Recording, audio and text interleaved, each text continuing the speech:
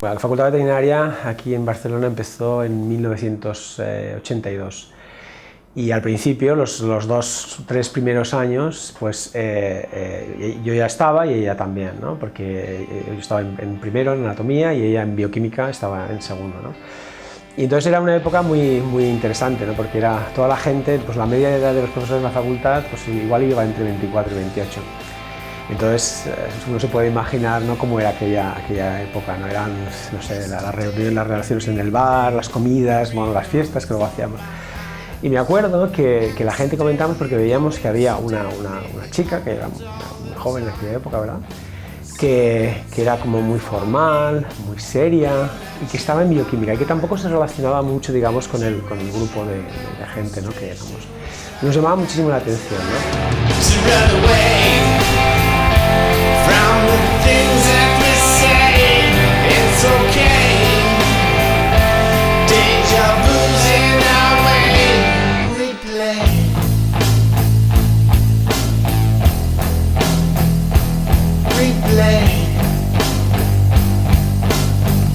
La Fàtima, d'entrada, és una molt bona persona.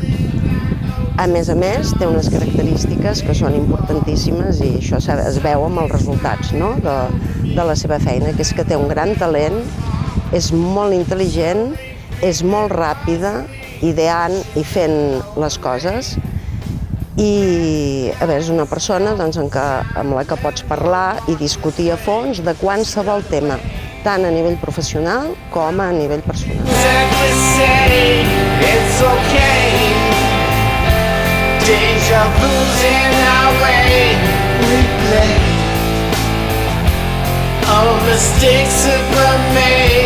Creo que ha sido una luchadora, o sea, para demostrar, o sea, no sé ella cómo lo ha vivido en primera persona, si ha sentido que ha tenido que demostrar más que un compañero suyo hombre para poder llegar a estar donde está, pero que a nivel personal ha tenido que sacrificar cosas, sí.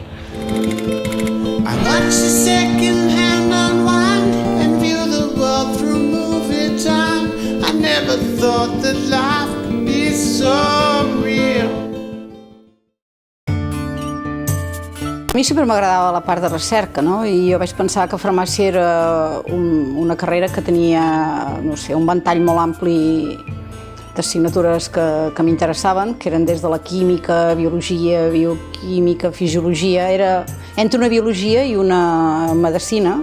A més, estava molt enfocat a desenvolupar fàrmacs, que això m'agradava molt, per intentar curar.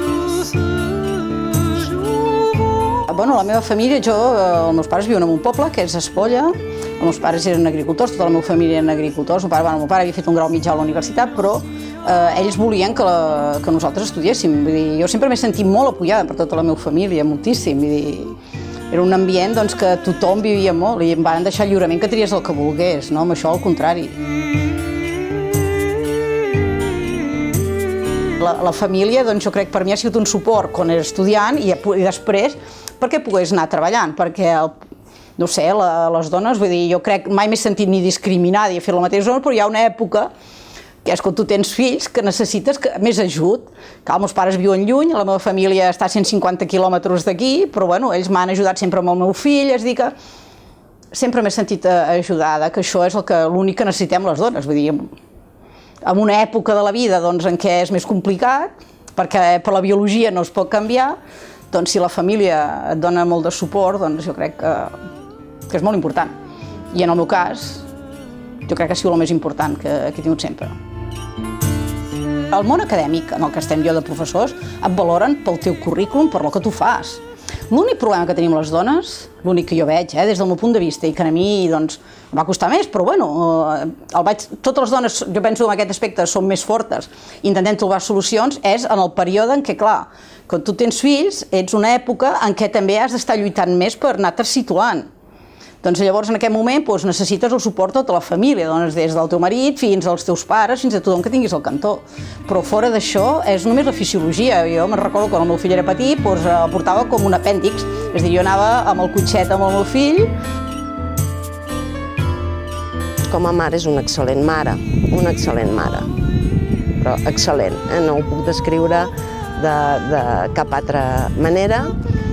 Compartim també moltes vegades converses sobre aquests aspectes del fill i de la persona que està amb el seu fill, igual que amb les meves filles, això sempre ho compartim. La Fàtima científica és una persona amb molts coneixements sempre superactualitzats, amb una gran capacitat de feina, amb una gran visió de futur y treballadora incansable.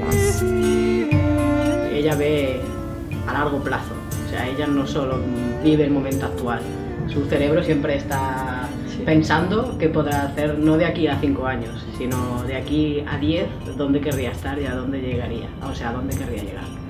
Por eso también el hecho de que sea tan perseverante y no tan enérgica, o sea, siempre es eso, ella no te deja indiferente, o sea, quiero decir, no, muestra con mucho énfasis siempre, si algo le apasiona, siempre lo muestra con mucho énfasis. Y de repente en la facultad se montó un seminario, que era ella que lo organizaba, sobre aves transgénicas, que era algo súper moderno. La gente no había oído hablar de animales transgénicos, ¿no? Y menos todavía de aves, pero éramos una facultad de veterinaria y eso tenía mucho interés, ¿no? Y me acuerdo que sí que ella montó un seminario, todos allí, toda la gente, me explico que éramos todavía muy jóvenes allí, viendo las posibilidades que había eso. Me acuerdo que después fuimos a su casa, nos invitó a un aperitivo en su casa y seguíamos hablando y discutiendo. Fue la primera vez que me di cuenta, y yo creo que también mucha gente en la facultad, que Fátima estaba haciendo algo que se escapaba un poco de lo que era, digamos, clásicamente la facultad, pero que sí que era como el futuro, ¿no?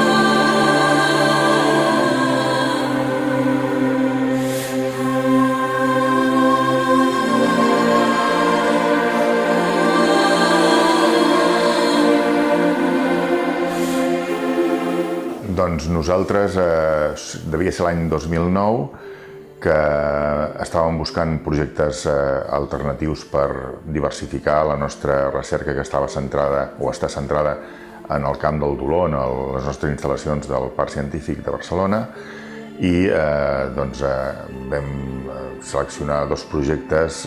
Un d'ells és de la Fàtima, que ens va vindre a veure explicant uns resultats que havia obtingut amb un model animal que havia desenvolupat, i tot això perquè el pare d'una nena afectada del síndrome de Sant Filippo tipus A li havia demanat si podia ella ajudar amb tot això. Va venir molts resultats, aviam si ens podia interessar a col·laborar amb ella per tirar endavant. A Esteve li va agradar l'aproximació perquè, clar, també dintre de la part social de la companyia és una malaltia molt greu, els nens es moren, ells van voler-hi col·laborar amb nosaltres, però ràpidament ja vàrem pensar que sí, que potser podríem portar a la clínica, i així és com hem començat aquesta relació, que nosaltres necessitem una empresa per portar-ho a la clínica. És a dir, nosaltres som investigadors, treballem a laboratori, no tenim l'experiència per desenvolupar un producte fins a la clínica. I llavors aquí jo crec que la cooperació és mútua, i realment treballar amb ells ha sigut genial.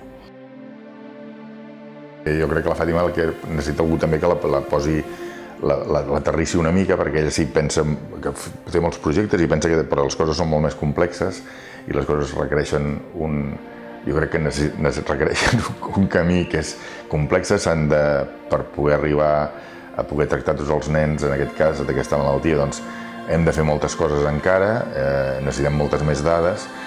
La millor de la meva feina? Bueno, m'encanta els projectes en els que estem treballant, i hi ha dies que les coses no funcionen i és complicat, però el dia que tens un resultat positiu i que tu has fet un disseny i que penses que pot funcionar i que funciona, doncs llavors són dies que val la pena en ells. Normalment ens seguim mútuament. Per exemple, hi ha una cosa que a mi m'agrada molt, que és quan em convida a la reunió anual de l'associació dels nens de la malaltia de Sant Filippo. Aquell per mi és un dia molt gran, perquè comparteixo totes les seves inquietuds, les seves aspiracions, no? Tot el que pot arribar a aconseguir, no? Els objectius quan ja els ha assolit i veus que d'any en any avança. Ens agradaria, i a mi també personalment m'agradaria que pogués avançar molt més ràpidament, el que passa que bueno, vivim no, en una societat i en un país que hi ha coses que van més lentament. Però aquell dia és un dia que jo disfruto molt, no? Perquè veig que ella està apassionada, no, per aquest tema i per arribar a aconseguir resultats i és capaç de pasar aquesta passió. El hecho de abrirme el campo del ratón, donde cada ratón transgénico es un animal nuevo, que puede tener cualquier cosa diferente, me explico, para entender. Esto fue algo maravilloso, es un regalo que a mí me ha hecho, ¿no? y que, bueno, que se lo agradezco a ella, ¿no? Jo em considero molt afortunada, potser diré algú dir, oh, se sacrifica molt, bueno, sacrifica si tu creus que allò és un dolor, al contrari, jo m'ho passo bé. I en quant al laboratori, clar, he pogut anar muntant això, però perquè també he pogut trobar gent fantàstica que ha volgut treballar amb mi. Y ella te diría que somos, lo dice muchas veces, que somos una gran familia. Y es verdad, o sea, tenemos relaciones que van un poco más allá de lo laboral, entre nosotros y con ella también. És molt merescut. Fins i tot penso que potser se podia haver fet abans, no? Es podia haver fet uns anys abans. És ben merescut, això s'ho ha guanyat a pols, dia a dia, i nits incloses. Una de les característiques que li ha permès triomfar, assolir els seus objectius en el camp científic i tindre una vida personal que crec que és feliç, o sigui que jo crec que al final tots hem d'intentar això.